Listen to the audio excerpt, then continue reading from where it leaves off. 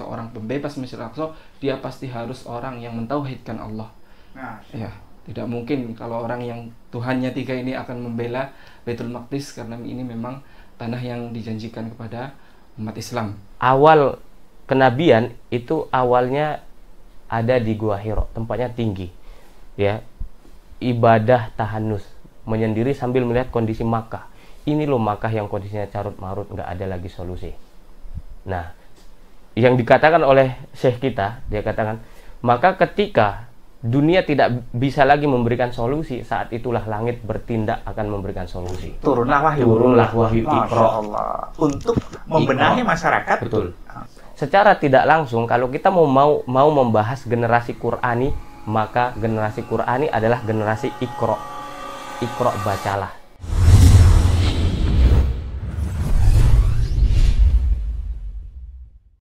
Assalamualaikum warahmatullahi wabarakatuh. Hamdan katsiran mubarakan fik. Asyhadu an la ilaha illallah wahdahu la syarikalah wa asyhadu anna Muhammadan abduhu wa rasulullah nabiyya ba'da. Amma ba'd. Sahabat Vertizon dimanapun Anda berada, yang selalu dirahmati Allah, pada kesempatan hari ini kami kedatangan sahabat-sahabat kita dari Saladin Camp yang qadarullah sedang dilaksanakan di kota Yogyakarta, di Asrama Haji Yogyakarta, tepatnya di Jalan Ring Road Utara, dari tanggal 23 September sampai dengan tanggal 29 September. Qadarullah, hari ini para tamu-tamu kita adalah para peserta dan sekaligus juga penerjemah atau mutarjih dari Syekh Abdul Fattah Al-Uwaisi yang menjadi narasumber utama kita di Saladin Camp. Baik, sebelum kita bertanya lebih jauh kepada dua narasumber kita, saya akan bertanya dulu siapa sahabat-sahabat kita hari ini. Karena ini anak-anak muda yang masih sangat muda, tapi sudah luar biasa. Beliau berdua ini adalah lulusan dari Sudan, tepatnya dari dari International University of Africa, di Sudan tepatnya. Baik, saya ke Ustadz, saya perkenalan dulu atau perkenalan langsung aja. Antum, Ustadz Abdul, silahkan diperkenalkan. Alhamdulillah wassalatu wassalamu ala rasulillah, amma ba'd. Saya Muhammad Abdu Hamzah, biasanya dipanggil Abdu Hamzah, seperti itu. Ini Hamzah nama bapak kita, ya. Alhamdulillah Allah berikan kesempatan untuk menyelesaikan S1 di Sudan, yang saat ini semoga Allah senantiasa menjaganya, ya, karena keadaan yang kita semua tahu, perang ya bergejolak di Sudan. Semoga Allah menjaga masyayikh kita, kampus kita, yang berita-berita buruk sampai ke kita, seperti itu. Nah, satu lagi silakan perkenalan juga Ustaz Mujib. Bismillahirrahmanirrahim. Alhamdulillahi wassalatu ala nabi. Nama saya Mujibur Rahman dan saya adalah zamil atau teman dekat dari beliau Ustadz Abduh. Sahib karib ya? Kebetulan sahib karib. Kebetulan kita sama-sama seperjuangan, ya, berpetualang di negeri Sudan, ya. Hanya saja beliau mengambil di Fakultas Syariah, sedangkan saya mengambil di Fakultas Tarbiyah. Ya, kalau syariah itu bahasanya tentang hukum-hukum Islam, sedangkan kalau tarbiyah fokus di pendidikan Islam saja. Apa Ustaz Mujib, sebelum saya mau bertanya dulu, karena ini tadi kita ngobrol sebelum kita rekaman ini, saya sempat nanya tadi bahwa gelar antum adalah BEd. Bachelor of Education. Kalau antum Ustaz BSH, Bachelor. Yeah. Bachelor of Syariah. Sepanjang yang saya tahu bahwa lulusan-lulusan dari Timur Tengah itu kebanyakan gelarnya adalah LC. Bisa antum ceritakan, ini siapa yang mau ceritakan perbedaannya itu? Silakan. Oh ya, saling melengkapi. Iya. Sebenarnya lisensi, ya mungkin gitu bacanya, kita juga sebenarnya kurang mendalami, ya. Tapi karena begitu kita dengar dari teman-teman kita yang lebih mendahului mengenyam pendidikan di Timur Tengah, dulu ya gelar LC ini dikenalkan oleh teman-teman kita yang pernah belajar di Timur Tengah secara umum. Jadi dimanapun negaranya, entah itu di Madinah, di Saudi Arabia, Madinah atau Makkah, kemudian setelah itu ada Mesir, ada Libya dan lain sebagainya, termasuk Sudan, itu kalau lulus sampai Indonesia itu langsung dikasih gelar LC sama masyarakat. Mungkin kalau saya boleh bilang, kalau saya yang alumni Sudan, karena dia dari kampus tuh nggak ada gelarnya sebenarnya, ya datang ke Indonesia dapat LC ini kayaknya gelar sosial aja nih. Jadi nggak ngerti juga, pokoknya Timur Tengah masyarakat ya udah LC ya, seperti itu. Padahal kalau S1 itu belum dapat gelar. Betul. Ya. Tapi setara S1 ya mungkin kalau Iya, disetarakan dengan S1 Indonesia ya, itu. betul. Dan kita juga pernah dengar lisensi ini ya dikhususkan untuk teman-teman yang pernah belajar di Al Azhar Kairo, seperti itu. Hingga sebenarnya kita yang di Sudan ya nggak berhak LC. Gelarnya lain. Sekarang setelah dikulik-kulik, oh baru ada beberapa senior kita yang nulis gelarnya itu, seperti misalkan saya Fakultas Syariah, jurusan Syariah, itu Bachelor of Syariah. Dan ini gelar internasional kalau nggak salah.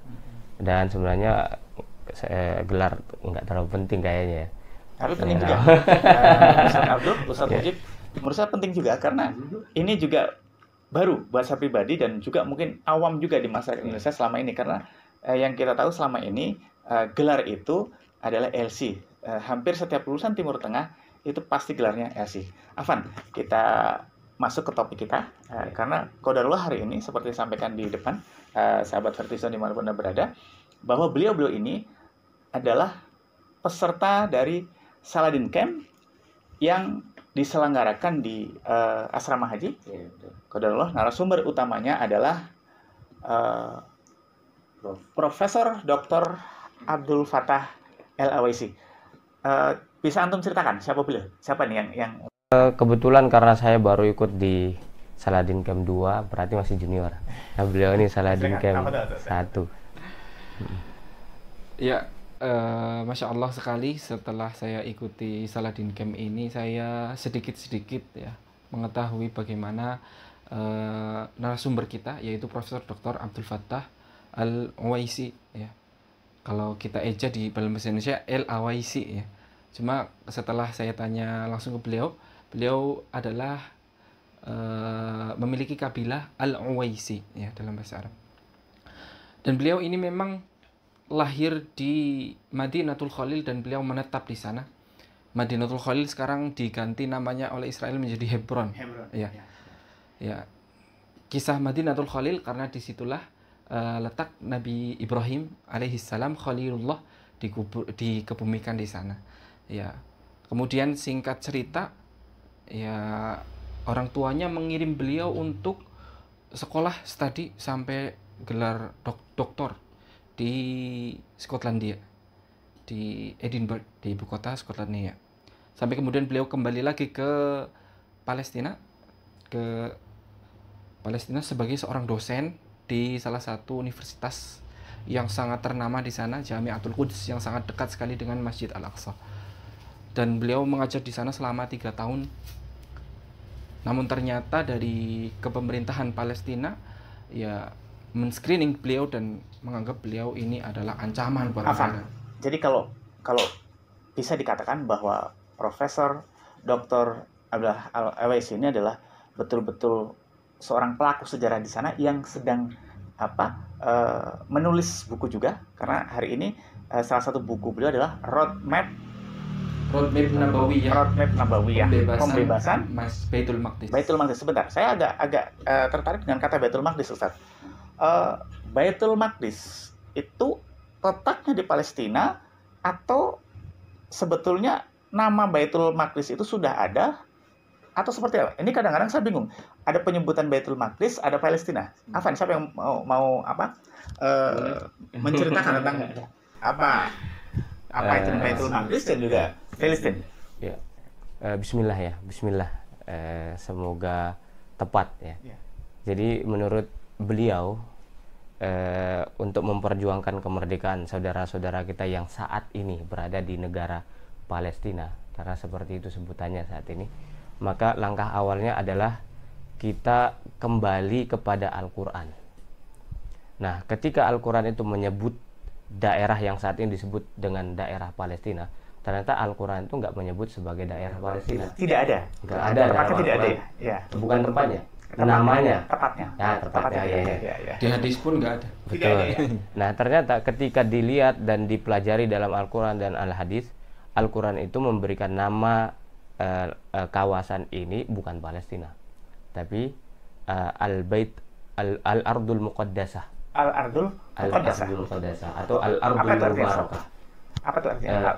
Area yang disucikan, Muqaddasah, seperti itu. Atau area yang diberkahi, dan ini banyak di dalam Al-Quran, salah satunya dalam surat Al-Isra ayat pertama itu. Lalu kenapa muncul kata Filistin? Filistin ini setelah kita tanyakan ke beliau, saya tanya kepada beliau, Filistin ini dari mana? Beliau katakan, Filistin ini asalnya dari kata Filista. Dari kata Filista. Ya, Filista ini sebuah nama untuk penduduk yang saat itu tinggal di situ, mungkin kabilah. Tinggal di sebuah kawasan yang dulu namanya daerah Kanaan, seperti itu. Kanaan sama Sam ada perbedaan nggak, Ustaz? Syam ini kan istilah dari Nabi Muhammad SAW juga yang memperkenalkan kita. Ya, Syam itu sekarang sudah terbagi menjadi 4 negara, ada Palestina, yang mau nggak mau kita sebut. Kemudian ya yang beliau sarankan terus, sudahlah nggak usah sebut Palestina, sebutnya Baitul Maqdis. Ya, atau Al-Ardul Muqaddasah. Kita pakai istilah Al-Quran seperti itu. Kemudian ada Lebanon atau Libanon, kemudian ada lagi Suria dan Yordania. Ini termasuk dalam kawasan Syam yang selalu disebut oleh Rasulullah SAW itu. Nah, sebagai generasi muda, Ustaz, ini kan menurut saya masih sangat muda sekali. Umurnya jauh di bawah aneh nih, kalau aneh lihat dan luar biasa. Masya Allah. Sampai ke Sudan, sampai ke Timur Tengah. Artinya antum semua sedikit banyak pasti tahulah kondisi saudara kita di Timur Tengah. Nah, kalau hari ini kita lihat kondisi Ardul Muqaddas atau Baitul Maqdis yang sebegitu rupa diserang oleh Israel, dijajah oleh Israel. Bagaimana kira-kira tahap-tahap atau cara-cara pembebasan yang bisa dilakukan antumnya sebagai anak muda? Karena luar biasa, anak muda ini memang harusnya yang menjadi tulang punggung dalam tahrir atau pembebasan Palestina. Silakan, Ustaz. Saya ingin jelaskan sedikit ya tentang istilah ini, mohon maaf Ustaz Muji. Sebenarnya beliau lebih ahli ini. Ya. Izin.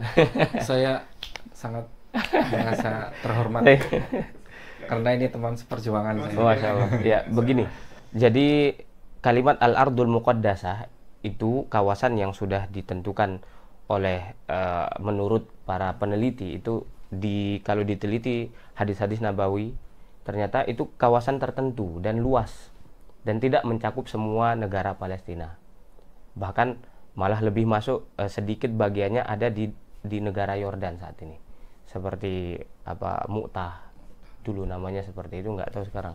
Itu kemudian, itu kalau nggak salah kalau di peta tuh di luar dari udah masuk ke daerah Yordan ya. Lalu kemudian ada kata Baitul Maqdis. Jadi Al-Ardul Muqaddasah itu luas, mencakup mungkin termasuk bagian daripada Syam juga. Kalau misalkan kita lihat peta yang sudah diteliti oleh anak beliau, ya. Kemudian ada istilah Baitul Maqdis. Baitul Maqdis inilah kawasan yang sekarang disebut dengan kawasan Masjidil Aqsa, yang juga disebutkan dalam Al-Quran. Jadi kawasan Masjidil Aqsa itu yang disebut dengan Baitul Maqdis. Seperti itu. Nah, kaitan tadi yang saya tanya sama antum, Ustaz, sebagai generasi muda, yang generasi muda yang hari ini mau tidak mau nanti yang menjadi pemimpin adalah antum semua. Apa nih langkah-langkah, terutama kita ini kan jauh antara Baitul Maqdis dan Indonesia hari ini itu terbentang jarak yang sangat jauh. Kira-kira apa nih langkah antum sebagai generasi muda untuk ikut juga dalam rangka tahriri atau membebaskan bumi Ardul Muqaddas tadi? Tentu ini penjelasan sangat panjang ya, tapi mudah-mudahan bisa kita persingkat ya.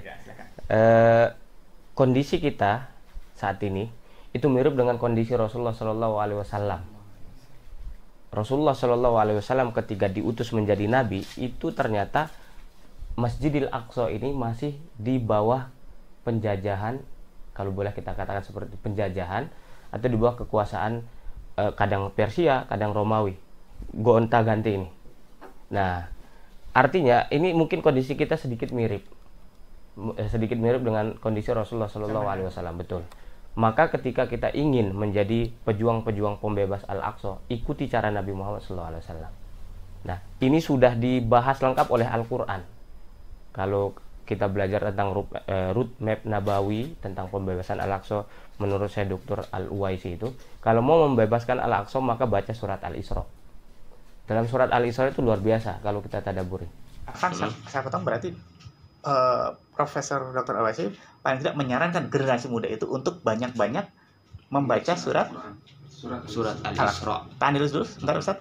Saya ingin tanya ke Ustaz Mujib, apa sebagian besar kandungan tadabbur dari surat Al-Isra? Silakan.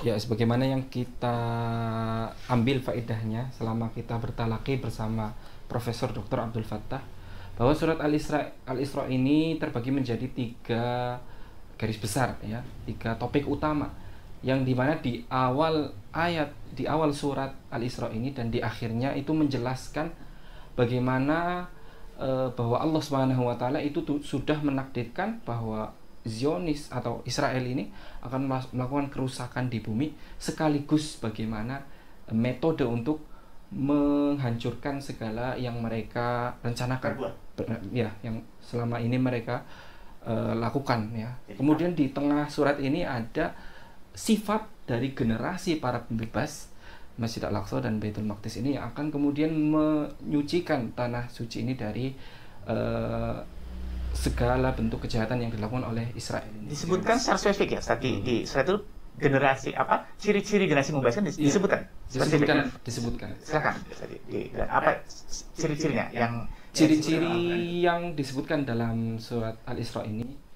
La taj'al ma'allahi ilahan akhara fata'uda madhmuman makhdhula. Ya. Maka syarat utama pembebas Masjid Al-Aqsa ini, dan ini sangat relate dengan sahabat Vertizon, di mana ciri pembebas Masjid Al-Aqsa adalah mereka yang mentauhidkan Allah, ya, sebagaimana lambang Vertizon ini, ya. Oh iya, betul. Sesuai lambang Vertizon. Jadi ini terus satu kode balik dulu saja. Akan saya potong dulu bahwa kodenya seperti ini. Artinya Vertizon juga harusnya menjadi salah satu penopang, media ini harusnya menjadi salah satu penopang untuk pembebasan Palestina. Bukan Palestina, Baitul Maqdis. Ini diantara sifat pokok seorang pembebas Masjid Al-Aqsa, dia pasti harus orang yang mentauhidkan Allah. Ya, tidak mungkin kalau orang yang Tuhannya 3 ini akan membela Baitul Maqdis, karena ini memang tanah yang dijanjikan kepada umat Islam yang mentauhidkan Allah Ta'ala.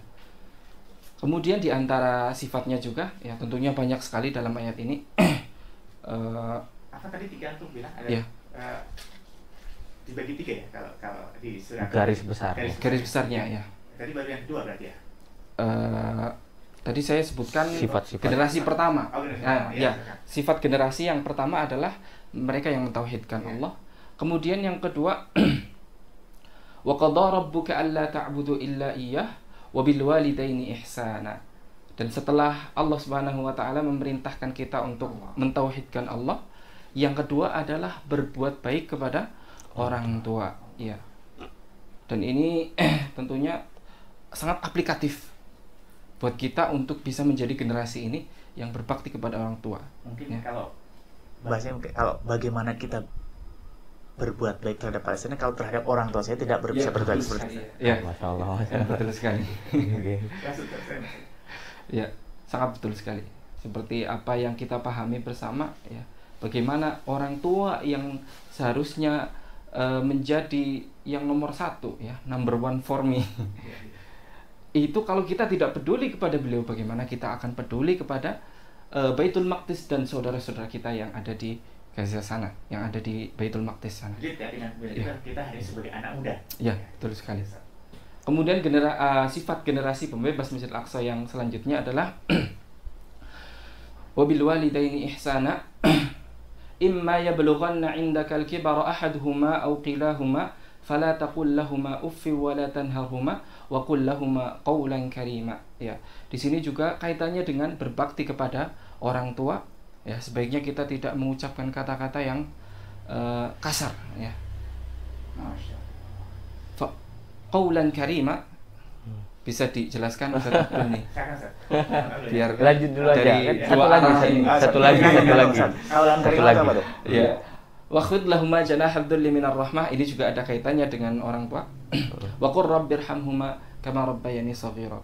Jadi ternyata ini sangat erat kaitannya dengan berbakti kepada orang tua kita. Ya, mendoakan mereka, kemudian bertawadu di hadapan mereka. Ya, wa khudh lahumā janāha dzul.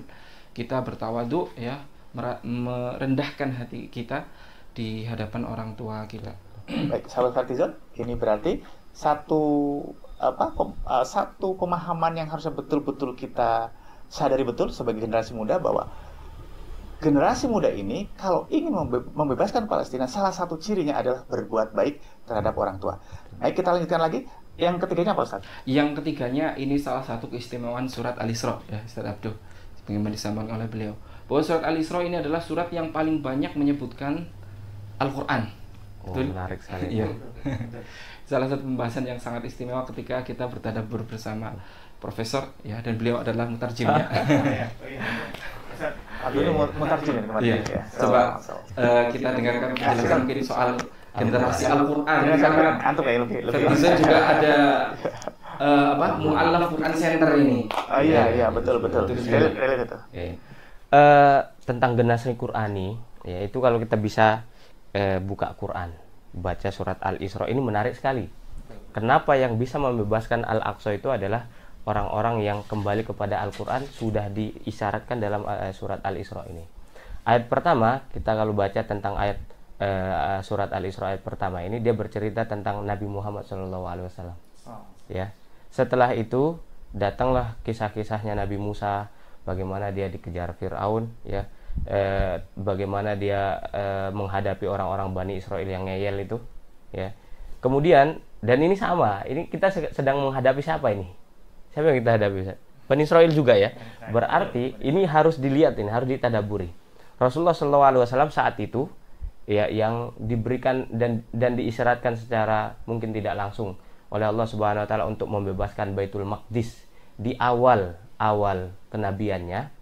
Kemudian diberikan contohnya ketika berinteraksi dengan dengan Bani Israel itu seperti Nabi Musa.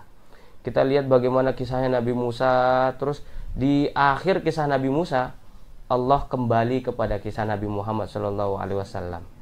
Itu di dalam ayat yang ke-9. Nah, saat Allah Subhanahu Wa Taala dalam ayat ke-9 ini kembali menyebut Nabi Muhammad SAW, ayat pertamanya tentunya ayat ke-9. Itu bunyinya, inna hadzal qur'ana yahdi lillati hiya aqwam. Sesungguhnya Quran ini akan menunjukkan kita kepada jalan yang lebih efektif untuk membebaskan Baitul Maqdis. Bisa jadi salah satu maknanya seperti itu.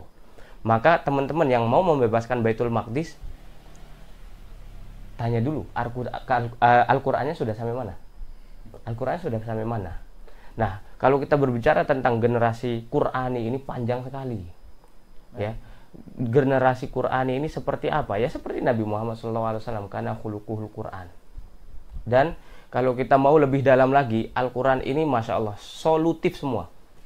Semua ayatnya bisa menjadi solusi bagi setiap hidup kita. Termasuk tahriri Baitul Maqdis. Dan ayat ini, ya, ini kan seolah-olah Allah mengisyaratkan kembali ke Al-Quran. Kita ingat bagaimana kisah Nabi Muhammad ketika pertama kali menerima wahyu. Itu keadaan zaman saat masyarakatnya di bukan puncak, berarti di dasar kebobrokan. Nggak ada lagi yang bisa diharapkan. Moral rusak, perzinahan, pencurian ada di mana-mana, mabuk-mabukan, itu semuanya ada di mana-mana. Hal biasa, ya. Hal biasa. Sebentar, ya. Kalau saya padu padankan dengan kondisi sekarang, antum bilang tadi bahwa kondisi masyarakat itu sangat jahiliyah. Iya. Kalau antum ciri-ciri itu apakah juga ada terjadi di zaman sekarang ini? Mirip. Mirip. Bisa jadi lebih parah malah.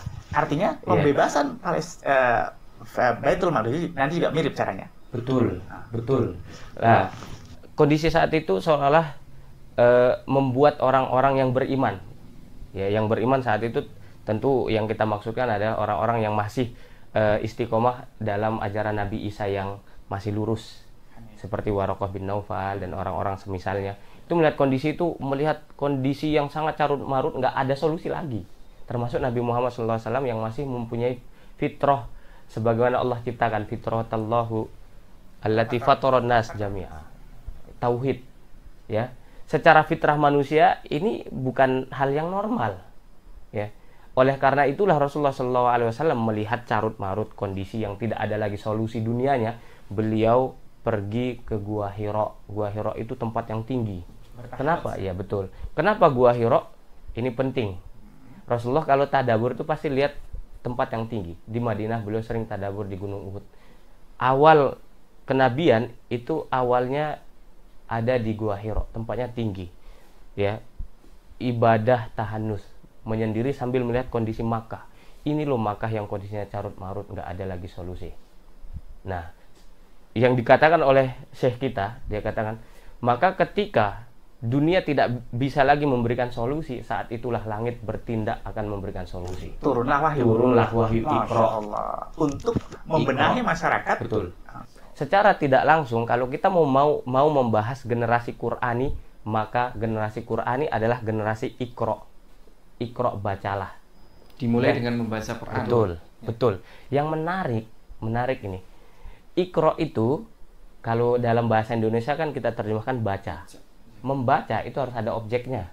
Dalam bahasa Indonesia ada teksnya. Pertanyaannya, Nabi Muhammad ketika menerima wahyu ada teksnya atau tidak? Ada teksnya. Nggak ada. Nabi Muhammad ketika mengajarkan Al-Quran kepada sahabat ada teksnya apa enggak? Tidak ada teksnya. Nggak ada. Artinya baca ini bukan hanya sekedar teks, tapi harus masuk dalam hati. Berarti generasi Qur'ani yang suka baca itu bacaannya harus masuk dalam hati. Al-Quran yang dia baca harus disemban dalam hati. Kalau Al-Quran cuma dibaca saja lalu kemudian nggak sampai masuk dalam hati, itu bukan Iqra. Itu bukan Iqra yang diinginkan Al-Quran. Mau ditambahkan tadi apa? Ya, mungkin evaluasi buat kita di Indonesia, kebanyakan kita itu menjadikan Quran itu hanya sekedar untuk nada senandung yang dinikmati, ya. Namun seringkali kita lupa untuk mentadaburi maknanya, ya. Kalau kita ingin mentadaburi makna Al-Quran, maka banyak sekali rahasia yang tersimpan di dalamnya. Bahkan Al-Quran telah menjelaskan bagaimana tahapan-tahapan dalam membebaskan Masjid Al-Aqsa dan Baitul Maqdis dari kejahatan atau kerusakan Bani Israel yang sekarang mereka punya organisasi Zionis ini. Ya. Ini satu lagi nih, ini menarik sekali nih.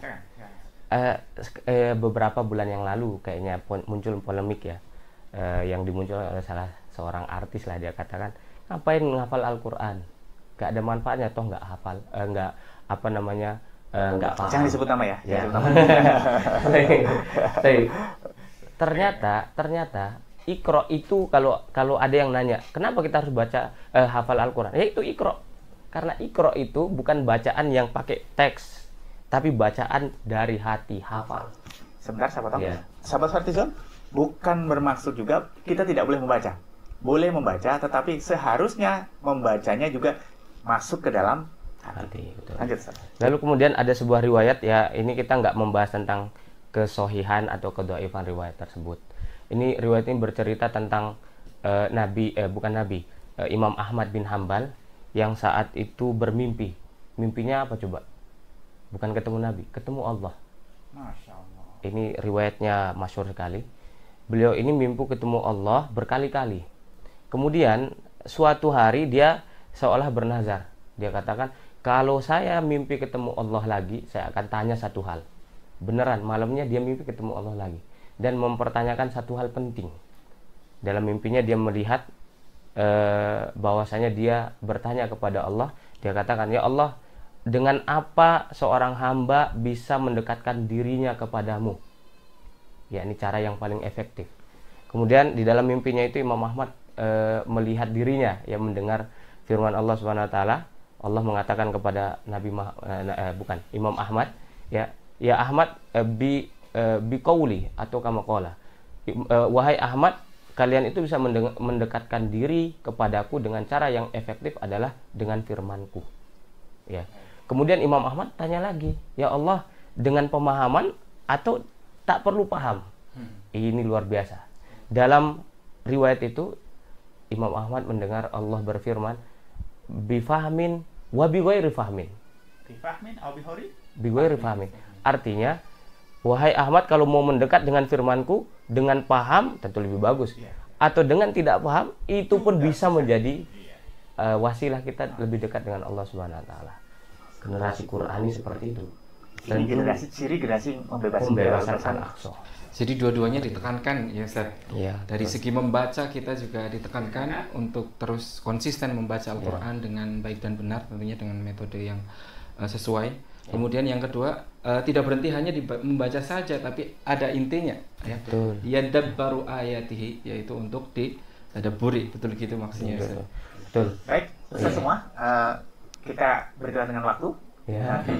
Tadi kan antum sudah mengeluarkan semua bahwa yang pertama tahriri Baitul Maqdis itu yang pertama adalah cirinya adalah tadi mentauhidkan Allah, yang keduanya bisa nih berbakti kepada birrul walidain. Nah, yang ketiga siapa yang menjelaskan ini? Generasi Qur'ani. Oh, yang tadi, maaf. Berarti yang ketiganya generasi Qur'ani. Jadi ada 3 tahapan ciri untuk membebaskan Baitul Maqdis adalah tauhid, berbuat baik terhadap orang tua, dan generasi Qur'ani. Sekarang satu pertanyaan gini, Ustaz semua, kalau kita lihat hari ini, mungkin agak sedikit ini ya, kita menyaksikan dengan Fadlizon juga tadi karena lambang kita tauhid itu. Saya ingin mengulik sedikit tuh, karena latar belakang antum, so mungkin kalau kayak Ustadz Mujib itu lahir di bagian selatan Jawa ya Ustadz ya. Nah, ada nggak daerah antum tuh yang mungkin gerakan-gerakan misionaris gitu yang ini sedikit cerita ya, kita nanti kembali lagi ke situ, hanya bertanya sedikit, yang juga mereka ingin memurtadkan atau gerakan-gerakan murtadin itu yang juga masuk ke daerah sana. Ya. Kebanyakan gerakan ini kristenisasi di daerah kami itu berpusat di kota, ada ya gereja, tapi tentunya ada juga dari pelosok-pelosok ya. Di beberapa daerah itu kami mendengar kabar bahwa mereka itu sudah mulai ya sejak dulu mungkin ya sudah ada gerakan ini di kristenisasi di Cilacap, khususnya di kabupaten tempat saya lahir dan tempat saya sekarang tinggal, itu sudah ada ya. Dan satu saat gini, apa yang antum lakukan atau generasi muda di sana, para alim ulama di sana, untuk mengkanter gerakan murtadin ini? Karena begini, ada slogan di sebagian masyarakat, ngapain kita jauh-jauh ke Baitul Maqdis, sementara kita biarkan ladang dakwah kita di sini juga dimasuki ya mereka para misionaris. Apa pendapat antum? Ya, kalau menurut saya ini ada 2 serangan ya. Pertama, kita diserang dari luar ya. Saudara-saudara kita di Gaza dibantai, dan di sisi lain kita juga diserang dari dalam, dimurtadkan ya. Terutama di Indonesia ya? Iya, ya. Ini maka menurut saya solusinya berjalan bersama ya. Karena mereka pun serangannya secara bersamaan, ada kristenisasi, kemudian ada juga penjajahan Zionis ini. Maka sebaiknya, kalau menurut saya, pendapat saya, kita tangani sesuai dengan ancaman itu ya. Jadi kita berjalan bersama, tidak bisa kita berat ke sini kemudian meninggalkan yang sana. Artinya ya, atau kita fokus ke sana kemudian yang sini ditinggalkan sama sekali. Artinya di Cilacap pun mungkin sebagian para alim ulamanya pun sudah melakukan pengkantoran gerakan kristenisasi ya. Iya. Sekarang ke Ustadz Muhammad Abdul. Antum kan lahir di seberang sana. Kalau di KTP saya baca di Cianjur. Oh, Cianjur. Cianjur. Tapi besar di mana, Ustaz? Tapi besarnya di Lombok, NTB. Lombok. Kalau di Lomboknya gimana, Ustaz? Apakah itu juga ada selama saya hidup di Lombok sampai SMA itu belum pernah mendengar. Ya. Kemudian tapi sayangnya pasca gempa Lombok itu sempat kedengeran isu yang seperti itu. Cuma saya kurang mendalami hal itu, bagaimana dan seperti apa penanganannya, karena waktu itu gempa Lombok kebetulan terjadi, dan kebetulan lainnya saya tidak di Lombok, masih di Sudan waktu itu, seperti itu. Pertanyaan sama juga Ustaz buat antum, slogan tadi, kalau buat apa jauh-jauh ke Baitul Maqdis, sementara ladang dakwah kita ini di Lombok, antum sekarang di Klaten ya Ustaz ya.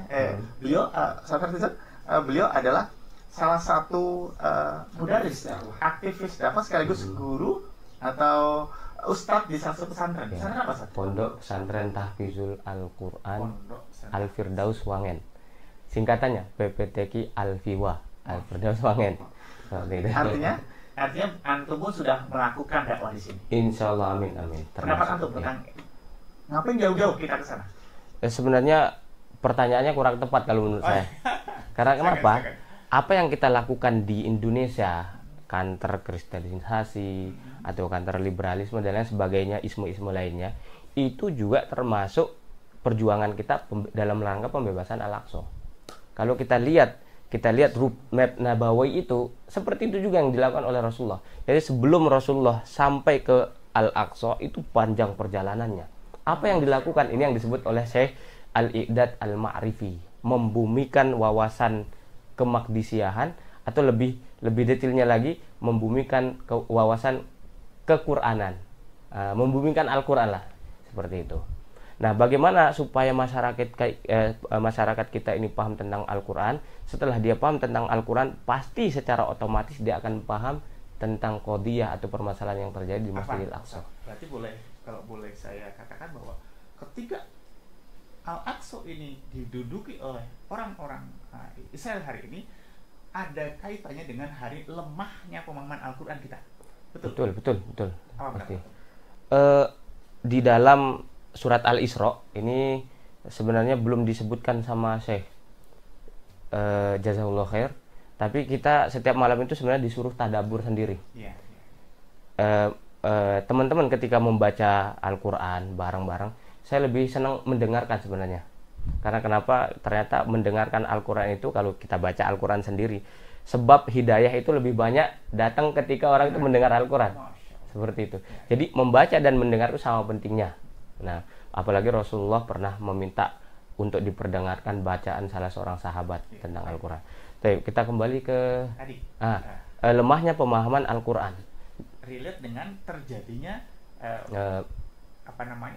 penjajahan di Israel. Itu sangat tepat. Karena kenapa? Dalam Al-Isra itu Allah berfirman, "Wala taqfu ma laisa laka bihi ilm." Jangan ucapkan apa yang kalian tak ilmui. Maka kalau teman-teman mau membebaskan Al-Aqsa, mulai dari ilmu. Ilmu didapatkan dari mana? Iqra Quran. Baca Al-Quran itu, dan Al-Quran sangat luas ilmunya. Ilmu sosial ada, ilmu berbakti tadi sudah disebutkan, ilmu tauhid yang paling penting ada, ilmu politiknya pun ada, semuanya ada. Al-Quran tuh dari segi bacaan saja itu sekarang ilmu membaca Al-Quran sudah menjadi bidang ilmu tersendiri. Lengkap ya Ustaz ya? Betul, disuruh ilmu apa Ustaz? Tajwid ya kan? Itu kalau orang fokus ke ilmu tajwid saja bisa memakan waktu bertahun-tahun. Izinkan saya menyisir salah satu surah di surat Al-Baqarah ya Ustaz ya? Ya ayyuhalladzina amanu khulu fis-silmi kafah. Artinya Al-Quran adalah pedoman untuk umat Islam. Ketika umat Islam masuk ke dalam Islam secara kafah, artinya dia harus memegang Al-Quran juga secara penuh. Seperti itu. Betul. Adapun ini yang banyak dipertanyakan sebenarnya. Saat kita kan pengen memegang Al-Quran secara keseluruhan. Ketika kita belum melaksanakan Al-Quran itu secara sepenuhnya, apakah ini berarti kita tidak memegang Al-Quran secara keseluruhan? Tentu tidak. Karena dalam Al-Quran itu sangat luas. Dan Allah Subhanahu wa taala berfirman, "Fattaqullaha mastata'tum." Lakukan dengan maksimal kemampuan kalian. Saat ini apa kemampuan maksimal kita? Ya pelajari dulu Iqdad Ma'rifi. Pelajari wawasan Al-Quran, pelajari wawasan Al-Aqsa. Dan Ma'rifi secara bahasanya apa Ustaz? Supaya kita wawasan. Persiapan wawasan untuk membebaskan Al-Aqsa. Ya. Itu bisa didapatkan dari Al-Quran, dari hadis-hadis Nabi Muhammad SAW. Kenapa? Karena Rasulullah sebelum perang Mu'tah, lalu kemudian dilanjutkan perang Tabuk, kemudian pembebasan Al-Aqsa, sebelumnya Bi'tsah, utusan pasukan Usamah bin Zaid itu dilakukan langsung oleh Rasulullah SAW, yang pada akhirnya berhasil dibebaskan oleh Umar bin Khattab. Ini silsilah sebenarnya, episode-episode tentang pembebasan Al-Aqsa itu masih berkesinambungan ya, meskipun saat itu Rasulullah SAW sudah meninggal ketika Umar berhasil masuk ke Masjidil Aqsa. Itu Rasulullah sepanjang 23 tahun plus 5 tahun di masa Umar dan Abu Bakar ya, yang dilakukan yang tak pernah putus dilakukan oleh Rasulullah SAW adalah i'dad ma'rifi, mengajarkan wawasan Al-Aqsa yang termasuk bagian dari wawasan Al-Quran. Ada yang bertanya, apakah semua perjuangan Rasulullah SAW untuk Al-Aqsa? Tentu tidak. Ya banyak, tapi sebagian besarnya Al-Aqsa. Karena dia Al-Aqsa ini, atau Masjidil Aqsa atau Al-Ardul Muqaddasah, itu qadiyah, sudah menjadi qadiyah permasalahan akidah umat Islam. Saya potong situ, Ustaz. Ya. Untuk diketahui oleh sahabat Vertizon semua bahwa dua hal yang berkaitan dengan Al-Aqsa, supaya ini pemirsa sahabat Vertizon semua tahu betul apa yang dimaksudkan oleh Ustadz-Ustadz ini, bahwa ada dua kejadian yang nanti dikaitkan dengan Al-Aqsa atau Baitul Maqdis. Kejadian pertama adalah Abu Bakar digelari As-Siddiq itu karena beliau membenarkan kejadian Isra dan Mi'raj. Itu salah satunya. Nah, lalu yang satu lagi apa Ustaz? Ana lupa tuh. Ya, Khalid ibnul Walid ketika berperang perang Mu'tah, ketika beliau pulang dari peperangan Mu'tah itu, beliau pulang ke Madinah karena keberhasilan beliau menyelamatkan pasukan kaum muslimin waktu itu. Beliau dijuluki langsung oleh Rasulullah sebagai Saifullah Al-Maslul. Ya. Jadi kedua-duanya ini berkaitan erat dengan Baitul Maqdis. Jadi sahabat Vertizon, penting sekali kita semua memahami tentang Baitul Maqdis. Ustaz, tidak terasa ini karena waktunya sudah hampir 1 jam.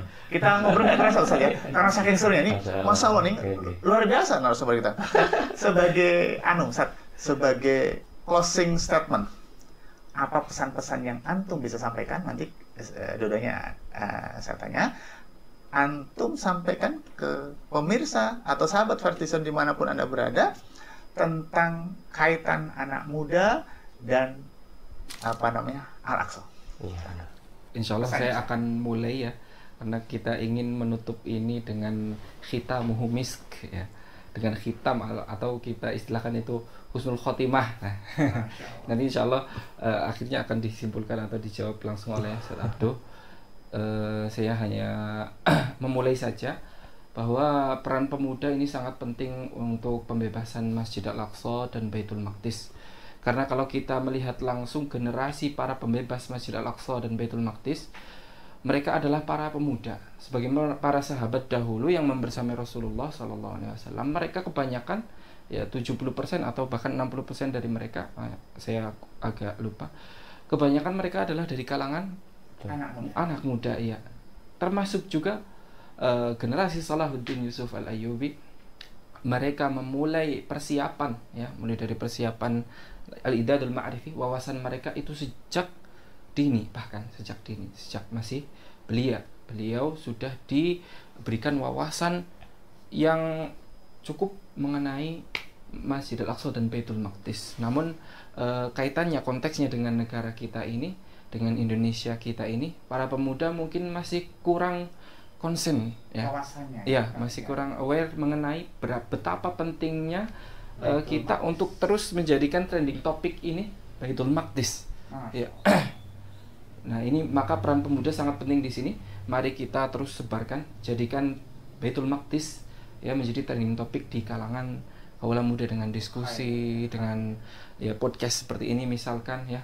Kita ramaikan terus isu Baitul Maqdis dan Masjidil Aqsa. Baik, bisa saya tangkap pesannya untuk sahabat Vertizon semua, bahwa idak binafsih, dimulai dari diri sendiri. Diri semuanya. Saya, Ustadz Abduh, Ustadz Mujib, dan seluruh sahabat Vertizon dimanapun berada, mulai dari diri sendiri, mulai dari sekarang memahami siapa dan bagaimana perjuangan para sahabat dalam membebaskan Baitul Maqdis. Baik, sekarang Ustaz Abdul, apa pesan-pesan untuk sahabat-sahabat itu Ustaz Abdul? Saya kembali lagi, harus katakan kembali kepada Al-Quran. Karena generasi cerdas itu generasi Al-Quran, yang bahasanya adalah bahasa Arab. Ya, Al-Quran dengan bahasa Arabnya itu menunjukkan pentingnya mempelajari bahasa Arab untuk memahami Al-Quran. Kenapa? Ini bahasa Al-Quran luar biasa. Ya, satu kata, kalau kata Ali bin Abi Thalib kalau tidak salah, atau saya lupa, itu salah seorang sahabat, dia katakan Al-Quran itu hammalatul aujuh. Hammalatul aujuh. Satu kata bisa bermakna banyak dan bisa menghasilkan bidang ilmu yang banyak juga. Saya kasih, mungkin ada yang mengatakan dulu, termasuk yang tadi kita singgung, orang yang hafal Quran itu ini kayak orang, mohon maaf, bodoh. Orang yang hafal Quran lalu apalagi paham, itu menjadi orang yang jenius, boleh dikatakan seperti itu. Karena Al-Quran katakan dalam surat apa itu, Yusuf ayat pertama, sesungguhnya Allah Subhanahu wa taala menurunkan Al-Quran dengan bahasa Arab. Inna ja'alnahu Qur'anan Arabiyyan la'allakum ta'qilun, agar kalian berakal. Ini kalau pemahaman keterbalikannya, berarti kalau nggak pakai bahasa Arab nggak berakal, itu kan? Nah, ternyata memang seperti itu. Orang yang kok menguasai bahasa Arab, kenapa bahasa Arab? Karena bahasa Arab ini kaya kosakata. Orang yang kosakatanya lebih banyak itu kecerdasannya cenderung lebih tinggi. Ya, karena dia bisa mengekspresikan apa yang ada di dalam hatinya, dia bisa meresap apa yang dia dengar dari orang lain. Contoh, saya ingin kasih contoh satu saja dari Al-Quran. Kenapa kok bahasa Arab itu bisa membuat orang itu lebih cerdas? Ya, dalam surat was-sama'i dzatir raja, dan demi langit yang memiliki sifat selalu mengembalikan. Roja. Kalau kita baca terjemahan Al-Quran, roja itu apa artinya? Hujan, roja. Padahal bahasa Arab hujan itu apa, Ustaz? Motor. Bahasa Arab. Tapi kenapa kok dalam surat At-Tur itu Allah menamakan hujan dengan nama lain, roja, yang asal katanya adalah roja ayarji'u, artinya kembali. Zatir roja, hujan diartikan roja, kembali. Dan setelah 1400 tahun barulah ditemukan ilmu hujan. Hujan itu bukan airnya langit. Hujan itu air bumi, diserap dan kembali ke bumi. Jadi awan ya, bergumpal Ya, turun. ya. Masya Allah. Roja, air yang kembali. Coba, ini kan ilmu yang luas sekali ini. Dari satu kata saja bisa memunculkan satu bidang ilmu besar dalam sains. Kemudian dari kata roja lagi nih, ada bidang ilmu lain. Ini kita pakai handphone, ini kan ada sinyalnya. Gimana sinyal itu bekerja? Sinyal antum nelpon orang tua di rumah, istri, anak, suaranya bisa langsung terdengar sampai sini, itu gimana kerjanya? Mungkin bisa kita lihat itu teknis ilmu telekomunikasi, itu kan pemantulan frekuensi, dipantulkan ke atas, dikembalikan sama langit dari kata roja. Kita baru bahas roja ini ya. Ini baru satu roja. kata dalam Al-Quran. Makanya baca Al-Quran memang mulai dari tidak paham, ulang-ulangi, nanti insya Allah hafal, kemudian paham. Ya, karena memang konsep menghafal Al-Quran itu ya berulang kali dan hafal, tidak pakai teks. Jadi teman-teman kalau punya misi pembebasan Al-Aqsa, ayo kita kembali Al-Quran, kita pelajari dari bacaannya. Sekarang yang kalau kata sebagian teman-teman, ilmu bacaan Al-Quran saja itu sudah terkait dengan ilmu kesehatan. Luar biasa. Kenapa? Karena kalau dalam Muqaddimah Al-Jazariyah dia katakan di situ, tajwid itu riyadhatul lisan, olahraga mulut. Dan ini saya pernah dengar, mungkin baca ya, saya pernah dengar seorang ustadz bilang mohon maaf ini agak panjang jadinya ya. Ya, dia katakan ini saya menduga bahkan ilmu tajwid itu erat kaitannya dengan ilmu kesehatan. Kenapa? Antum tahu enggak, kata dokter, orang yang kena penyakit jantung itu ada obat yang dia taruh di bawah lidahnya, benar nggak ya? Betul. Ya, terus disuruh tekan. Iya apa enggak? Suruh tekan katanya, taruh di bawah lidah agar tertekan begitu. Ini kalau kita bahas secara ilmu tajwid tidak jauh seperti itu. Ada lidah dalam posisi harus menekan ke bawah, huruf-huruf itu banyak. Mulut kita yang penuh dengan huruf ini, huruf hijaiyah, huruf Al-Quran. Ada huruf yang harus ditekan ke bawah lidahnya, tekan ke atas. Ini olahraga lisan. Yang mungkin orang kalau misalkan makin banyak baca Al-Quran, bisa jadi karena lisannya terus ini saya menduga ya, nggak tahu ilmunya juga, hanya menduga saja. Dan ustadz lain pun sama, dia bilang saya menduga. Ya, dia katakan jangan-jangan orang yang selalu baca Al-Quran itu kesehatannya akan lebih tinggi, ya. Atau mungkin lebih maju lagi, jangan-jangan kalau misalkan nantinya ini bisa ditemukan ini ilmu membaca Al-Quran yang berkaitan dengan lidah dan lain sebagainya, sebagian penyakit juga dilihat dari lidah. Betul. Ya. Dari, Masya Allah. Jangan-jangan nih saya menduga, nanti kalau ada penyakit ini lalu kemudian terdeteksi dalam lidah ini, baca surat ini karena hurufnya fokusnya ke huruf-huruf ini. Dan jangan-jangan penyakit hati juga awal dari lidah, Ustaz. Oh, itu nanti pembahasannya beda ya. Satu itu demikian. ya. Itu aja. Saya pengen ajak teman-teman ini kita bebaskan Al-Aqsa mulai dengan wawasan yang kita kulik dari Al-Quran. Jangan mengulik wawasan Al-Aqsa dari kabar hoax, nggak boleh. Karena ada pembebas Al-Aqsa malah mengulik kabar hoax. Termasuk dari barat, sumber-sumber barat. Sumber barat tinggalkan.